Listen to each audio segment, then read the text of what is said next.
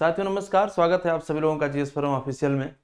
हमारी जो मुख्य परीक्षा की सीरीज है उत्तर प्रदेश पीसीएस 2023 को लेकर के, जैसा कि मैंने आपको बताया कि जीएस पेपर 3 के अंदर जो हमारे अलग अलग मॉड्यूल हैं उनको लेकर के काम किया जा रहा है। तो उसी सीरीज में आज आपके सामने हम डिस्कस करने जा रहे हैं यूपी पीसीएस मेंस 2023 के लिए इकोलॉजी और एनवायरनमेंट से जो सवाल पूछे जाने की संभावना है और जो पीछे प्रश्न पूछे गए हैं। यदि आप पेपर को ठीक से देखें तो उससे पहले आपको सिलेबस को ठीक से देखना चाहिए। उसके पीछे खास वजह यह है कि जब तक आप पाठ्यक्रम को ठीक से नहीं देखेंगे निश्चित रूप से आप क्वेश्चन फ्रेम नहीं कर पाएंगे। और साथियों, जब आप पाठ्यक्रम और पेपर दोनों को देखते हैं तो ऐसा लगता है कि कुछ भी मुश्किल है ही नहीं। आइए मैं आपको समझाता हूं और दिखाता हूं। बिल्कुल एक छोटा सा सेगमेंट, गिन के 4 टॉपिक तैयार कर लो, एक क्वेश्चन सीधे सीधे आपको एग्जाम में मिनिमम 1 और मैक्सिमम 2 के मिलने की पूरी पॉसिबिलिटी रहेगी। आइए समझते हैं। सबसे पहले सिलेबस पर बात करते हैं। सिलेबस में देखें आप, लिखा हुआ है क्या भाई? सिलेबस में लिखा हुआ है environmental security and ecosystem.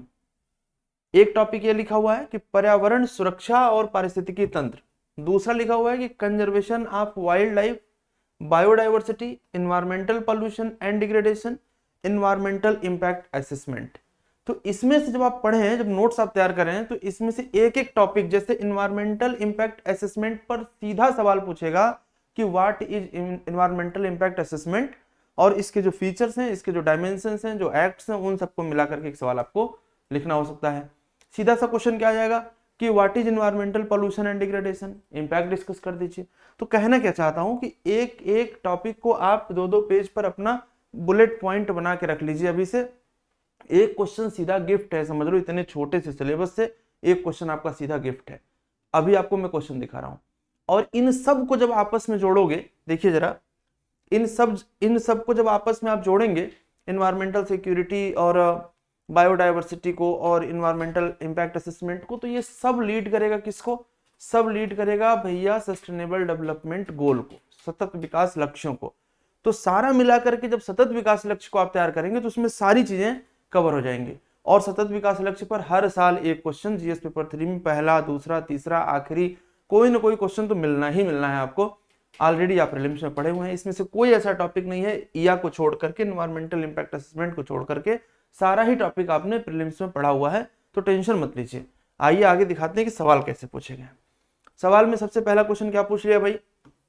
What is E pollution, है ना। Explain E pollution and space pollution. Pollution environmental pollution का हिस्सा है।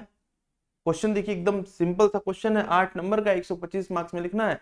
तो 4 दिन की मेहनत, मात्र 4 दिन में आप इन्वायरमेंट का पूरा नोट तैयार कर सकते हैं मेंस के लिए, है ना। और प्री में ऑलरेडी आपको सारे फैक्ट्स याद हैं, तो वहां से आपका काम चल जाएगा। अगला क्वेश्चन देखिए क्या पूछा गया है कि सतत विकास लक्ष्य 2030 क्या है? कौन नहीं जानता भाई कि क्या है। बस कैसे लिखना है, उसके लिए क्या क्या पॉइंट्स डालने हैं, ये आपको अपने नोट्स पर लिखना होगा, तैयार करना होगा, और वो हम कराएंगे। आप हमारी टीम के साथ जुड़ेंगे, हमारे साथ जुड़ेंगे। चैनल को सब्सक्राइब करिए, और हम आपको एक एक करके सारा ही दे रहे हैं। साइंस एंड टेक्नोलॉजी, पीछे इंटरनल सिक्योरिटी, ये आपका ecology and environment, disaster management, सारा मॉड्यूल हम आपको दे रहे हैं। और खुशी की बात यह है कि ये सब कुछ कंप्लीटली फ्री दे रहे हैं आपको, एक भी रुपए चार्ज आपको नहीं करना है इसके लिए। कंप्लीट वीडियो लेक्चर दे रहे हैं, साथ में इसका पीडीएफ नोट्स आपको टेलीग्राम में दे रहे हैं। टेलीग्राम डिस्क्रिप्शन में लिंक लगा हुआ, आप फॉलो कर लीजिएगा वहां से, ठीक है। तो देखें, इससे संबंधित विभिन्न कार्य सूची की प्रासंगिकता की विवेचना कीजिए। बस गलती क्या करनी है? प्रासंगिकता की विवेचना करनी है। ऐसा ना हो कि आप केवल लिस्ट बना के छोड़ दें। अच्छा, अगला सवाल आप देखें, फिर से सतत विकास लक्ष्यों के संदर्भ में किसी को पीछे न छोड़ने से आप क्या समझते हैं, यानी क्या सोचते हैं कि लिविंग नो वन बिहाइंड, इस चीज से क्या समझते हैं? तो ऐसे जो सतत विकास लक्ष्य को लेकर के जो टर्मिनोलॉजीज हैं, उन पर थोड़ा सा काम करके अपना नोट्स बना लीजिए। देखिए, अब एक ही क्वेश्चन, एक ही टॉपिक से एक साल और ठीक उसके अगले साल लगातार क्वेश्चन रिपीट हो रहे हैं मेंस के अंदर, मतलब कि क्वेश्चन का जो नेचर है उसमें थोड़ा सा चेंज करके टॉपिक वही रहेगा। वन्य जीवों के संरक्षण की चुनौतियां क्या हैं, इनका आलोचनात्मक मूल्यांकन कीजिए। तो पीछे आपने एक्ट सारे पढ़े हैं, अब उन एक्ट्स को इम्प्लीमेंट करने में या सुरक्षा करने में क्या चुनौतियां आ रही हैं, वो आप कर पाएंगे, लिख पाएंगे, आप मेहनत करेंगे, आराम से लिखेंगे, हम लोग बुलेट्स पॉइंट बताएंगे आपको। सिमिलरली जैव विविधता को परिभाषित कीजिए। आधा हिस्सा तो केवल डिफिनेशन पर पूछ रहा है, और फिर कह रहा है कि ट्रॉपिकल देश जैव विविधता समृद्ध क्यों होते हैं, समझाइए। तो यदि आपको ज्योग्राफिक कंडीशन पता है ट्रॉपिकल कंट्रीज की, तो आराम से आप बायोडाइवर्सिटी को एक्सप्लेन कर सकते हैं, प्रॉपरली मैप बना करके बढ़िया से और इक्वेटर से पोल की तरफ और पोल से इक्वेटर की तरफ क्या चेंजेस देख रहे हैं, ट्रॉपिकल कंट्रीज की लोकेशन क्या है, थोड़ा सा जीसी लियांग वाले ज्योग्राफिकल बुक से यदि क्लाइमेटोलॉजी को टच करते हुए आपने डाइवर्सिटी को समझाया तो शानदार नंबर मिलेगा। यदि 12 नंबर का क्वेश्चन है तो 200 शब्द में आपको लिखना है, 200 शब्द में लिखना है तो आप आराम से 7.5-8 नंबर तक तो पहुंच सकते हैं, बढ़िया लिखेंगे जैसा मैंने बताया। तो थोड़ा मेहनत करना पड़ेगा, बिना मेहनत के तो नहीं होगा। ठीक है, आगे बढ़ेंगे। फिर देखिए क्वेश्चन वही आपके सामने आ गया कि भारत में सतत विकास लक्ष्यों के प्रयास पर प्रकाश डालिए। डायरेक्ट एक सवाल वही देखना है, हमने कहा था ना सारा मिलाकर के अल्टीमेटली कहाँ जुड़ रहा है, सतत विकास लक्ष्य पर। तो इसी को, ये एवरग्रीन टॉपिक है और 2030 तक पूछा जाएगा, अभी ऐसे ही चलता रहेगा। ठीक है ना, आप जब भी एग्जाम देंगे पूछा जाएगा। अब देखिए क्वेश्चन नंबर 7, जो 7 क्वेश्चन कुल हमें मिले थे 2022 से लेकर 18 तक की परीक्षा में, इतना प्यारा सवाल है कि आर्थिक विकास और कार्बन उत्सर्जन के बीच संतुलन की समस्या पर टिप्पणी लिखिए। सीधे सीधे क्या पूछ रहा है, वही बात पूछ रहा है कि प्रीलिम्स में कुजनेट्स कर्व पूछ रहा है तो मेंस में उसी चीज को क्वेश्चन के फॉर्म में दे रहा है कि भाई जब आप डेवलपमेंट करोगे तो एनवायरमेंटल डिग्रेडेशन तो होगा ही, तो कार्बन इमिशन और डेवलपमेंट के बीच का जो बैलेंस है वो कैसे बनाओगे, टिप्पणी लिखो, आप इस पर कमेंट लिखो।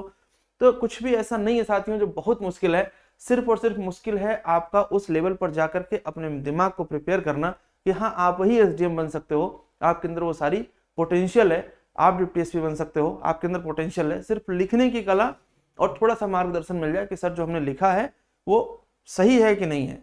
तो वो कापियां आपकी हम चेक करेंगे, आप हमें भेजेंगे, उसका स्वरूप क्या होगा, कैसे आंसर राइटिंग कराएंगे हम, वो आपको हम डिटेल दे रहे हैं थोड़ी देर में। और आप वीडियो को फॉलो करते रहिएगा, आराम से आपका काम हो जाएगा। ठीक है, मैं उम्मीद करता हूं कि आपको इन्वायरमेंट इकोलॉजी का ये जो एनालिसिस है पेपर की और सिलेबस बहुत ही आसान लगी होगी, आपका कॉन्फिडेंस बढ़ेगा। कैसा फील हो रहा है कमेंट जरूर करिएगा। और इसके पहले जो इसी प्लेलिस्ट में और सारे वीडियो हैं इंटरनल सिक्योरिटी के, साइंस टेक के या दूसरे मॉड्यूल के, उनको भी आप जरूर देखिए और मेंस को एक दिशा में लेकर के चलिए। हमारी अग्रिम शुभकामनाएं हैं कि आप सफल हो। इन्हीं शब्दों के साथ इजाजत दीजिए, मिलते हैं अगले सेक्शन में।